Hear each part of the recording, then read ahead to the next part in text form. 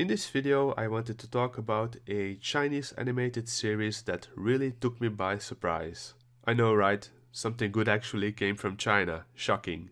The series in question is Scissor Seven, or as they call it in China apparently, Killer 7. Our hero, Seven, is a scissor-wielding hairdresser and amateur assassin with amnesia.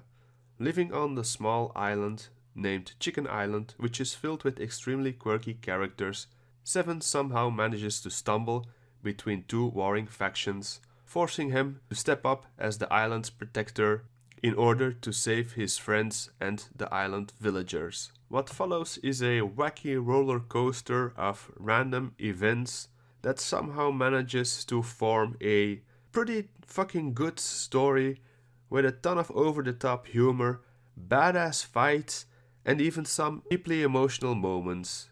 The biggest strength of Scissor 7 is definitely its characters. From the main characters to the smallest side characters, they are all amusingly interesting, well fleshed out.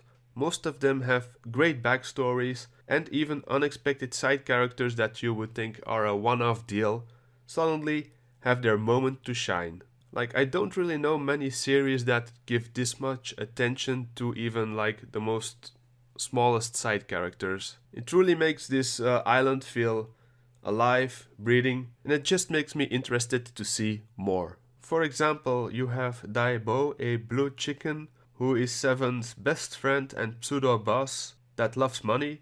You have Dai Fei, a small chicken that somehow manages to fly and often has to save Seven out of the most ridiculous situations by grabbing his pants and flying away with him. Oh, did I mention that Dai Fei also can transform into a huge muscular man and beat the shit out of everyone? Yeah. There's also that. You have this female assassin named 13 who has this weird frenemies rivalry with Seven, which leads to awkward romantic situations. You have a dog rock gang. You have a cat ninja gang. You can never go wrong with a cat ninja gang, by the way.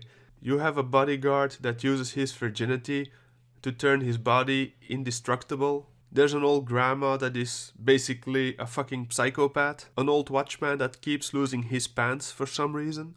And this is just a small collection of all the weirdly colorful characters in this series. Scissor 7 has dope music and an art style that dares to be different, simple yet not lacking details.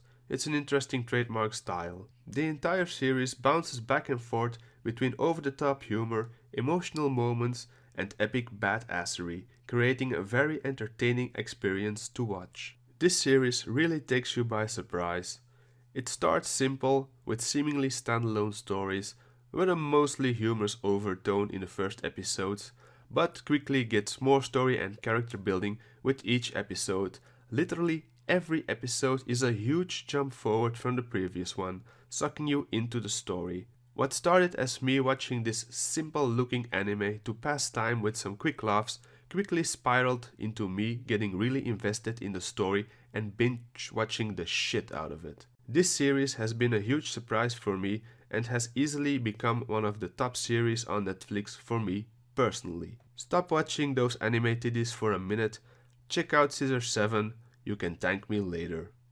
Oh, and watch it in the original Mandarin with subs, cause dubs are for pussies. Stop! You violated the law.